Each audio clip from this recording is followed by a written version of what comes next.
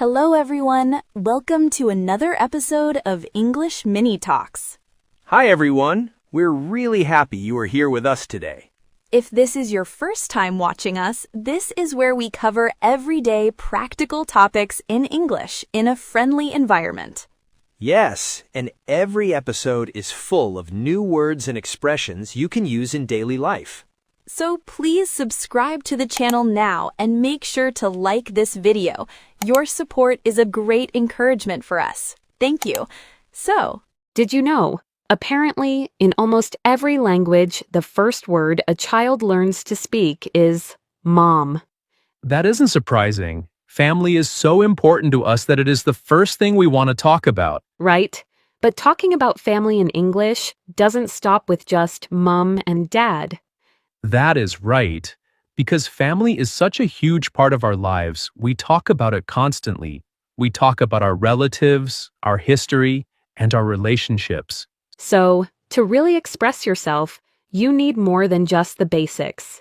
You need specific vocabulary and phrases to describe your whole family clearly. And that is exactly what we are going to do today. We are going to learn how to talk about your family and have a natural conversation. We'll explain the phrases, the vocabulary, and all the important things you need to know. So get comfortable, grab your tea, and let's get started. So Mark, did you grow up in a big family or a small one? A very small one. It was just my parents and me. I am an only child. Oh, really? That must have felt pretty quiet. It did. To be honest, sometimes I wished I had siblings to play with. But looking back, I think it made me more independent. Yeah, that makes sense. I come from the complete opposite. I come from a big family. I have 3 siblings, so the house was never quiet. I can imagine. Are you close with them? Now we are. When we were younger, we argued a lot. But as we got older, we became closer. That happens in a lot of families. It takes time. Definitely. And because I am the oldest, I was expected to help a lot. I think that really shaped my personality. How so? Well, I am pretty responsible. I actually take after my mom in that way. She is very organized and always thinking ahead. That is interesting. I actually take after my dad. We are both quiet and a bit reserved. I can see that. And what are your parents like in general? They are easygoing, but they worry a lot. Especially my mom. She checks in all the time. That sounds familiar. My family worries too, but they are also very supportive. Would you say you are a close family? Yeah, I would. We are a big family, and we are loud, but we stay in touch, even if we don't talk every day. I like that. For us, it is different. We are a small family, but we talk almost every day. That is nice. Do you live close to them?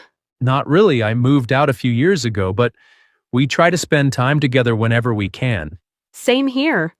Life gets busy, but family is still important to me. Yeah, every family has its own way of doing things. Right? There is no perfect family, just different ones. Okay, let's break down the language we just used. We started by talking about the size of our families. This is usually a very common question when you talk about your family.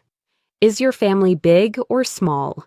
And the clearest way to answer is using the phrase big family or small family. I use the phrase, I come from a big family. This simply tells the listener that there are a lot of people in my house. And I said, we're a small family. This is simple, clear, and perfectly correct English. You can also use the word large instead of big. So, a large family means the exact same thing as a big family. Now, we need to point out a really common mistake. In English, we always use big or small to describe the size. That's right. You should never say, I have many family or we are many family. That is incorrect. You must say big family or small family.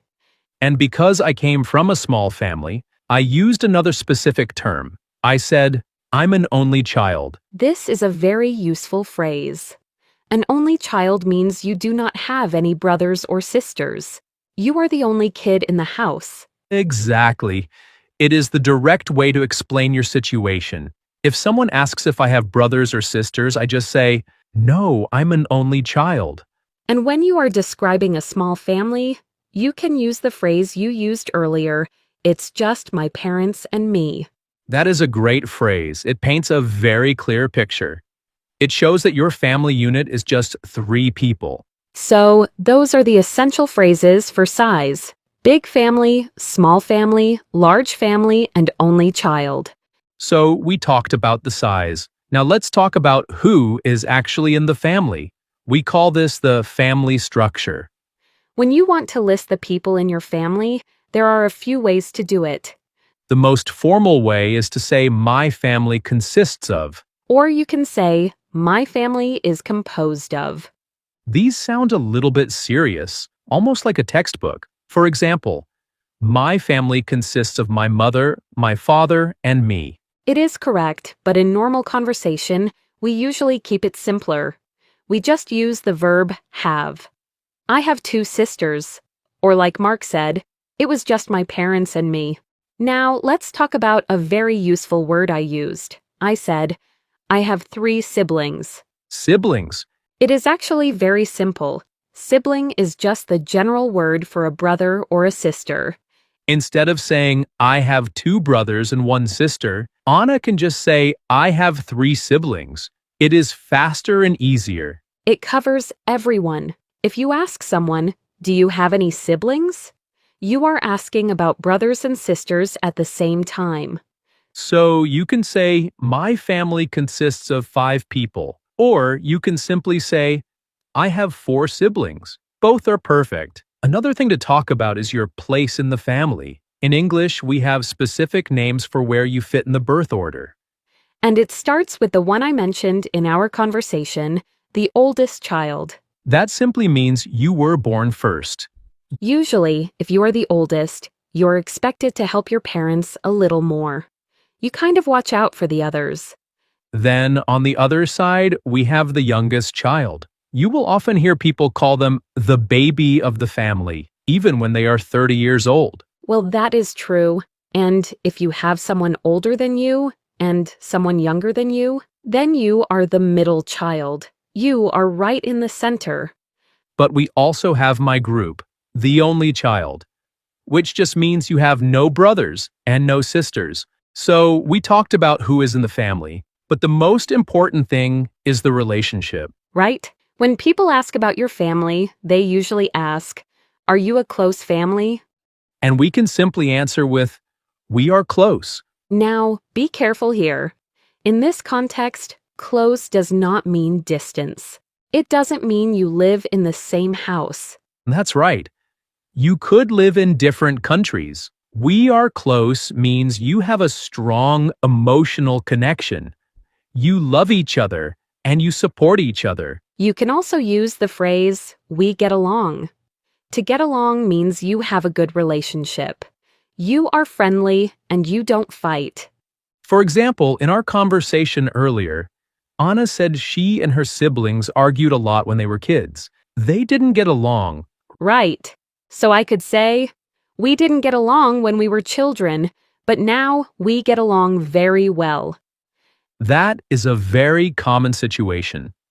And finally, there is a phrase for when you don't live together anymore. You can say, we stay in touch. To stay in touch means you continue to communicate. You call, you text, or you visit.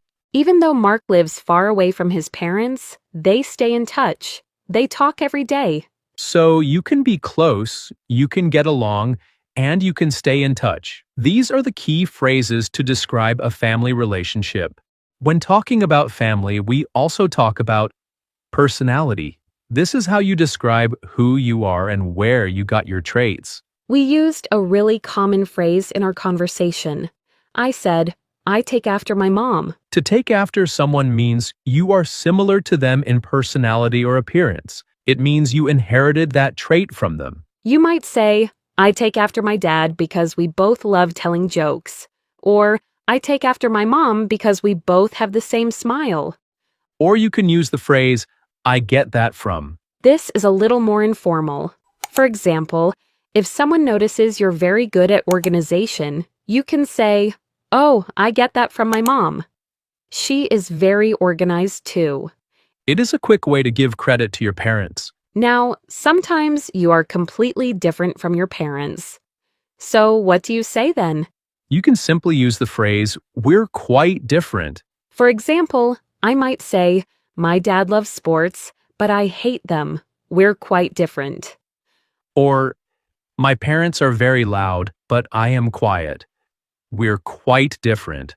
These phrases help you explain not just who you are, but why you are that way. So, we talked about who you take after. Now, let's talk about how to describe your parents' personality. What are they actually like? In our conversation, you used a great word for your parents. You said they are easygoing. Yes, easygoing means someone is relaxed. They don't get angry easily and they don't stress about small things.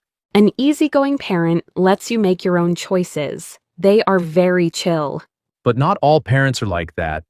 The opposite of easygoing is strict. Strict. A strict parent is someone who has a lot of rules.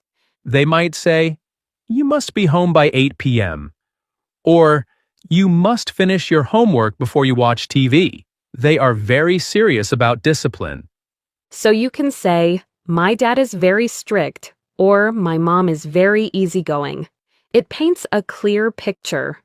Now, I asked you about your family, and you said they were very supportive. This is a beautiful word. To be supportive means they help you and encourage you. If you say, "I want to learn English," a supportive parent says, "That is great. How can I help you?" They cheer for you. Another very common word for families is caring. Caring is similar to kind. It means they look after you and they want you to be safe and happy. So we have covered a lot of ground today. So now, when someone asks you, "Tell me about your family," you don't just have to say, "It is good." You can give a full, interesting answer. To show you how it sounds, let's put it all together. Here is a checklist of points you can mention.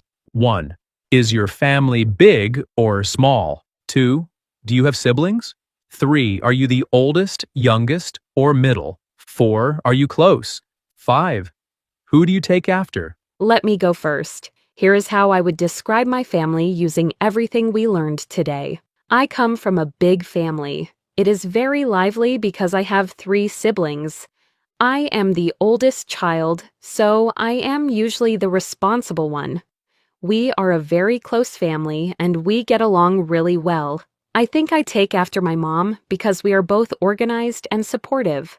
Now, let me try describing my family. We are a small family. It is just my parents and me. I am an only child, so I grew up being very independent.